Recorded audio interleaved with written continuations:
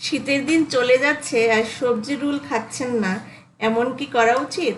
দেখুন, আমরা প্রায় সময়ই বাসায় সবজি রোল বানিয়ে খাই। এর জন্য খুব সামান্য উপকরণ লাগে। ময়দা, এই যে ময়দাতে সামান্য তেল দিয়ে লবণ দিয়ে ভালো করে মেখে নিতে হবে। মেখে নেওয়ার উপরই নির্ভর করে এটি কতটা সুস্বাদু হবে। অনেক ভালো করে মেখে আধা ঘন্টা অথবা 40 মিনিটের মতো এটিকে ঢেকে রাখতে হবে। এরপর লাগবে ডিম, পেঁয়াজ, ধনিয়া পাতা, কাঁচামরিচ এবং সামান্য হলুদ লাগবে। এই সব উপকরণগুলো একসঙ্গে মিশিয়ে নিতে হবে। একসঙ্গে সবগুলো মিশিয়ে নিয়ে এরপর দেখুন আমি কি করেছি। সবগুলো উপকরণ প্রথমে মিশিয়ে নিচ্ছি একটু একটু করে।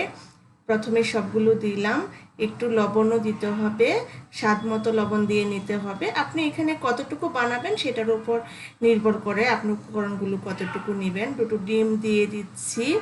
এরপর ডিমটা ভালো করে ম্যাশ করে নিতে হবে। এরপর রুটিটা বেলে নিতে হবে।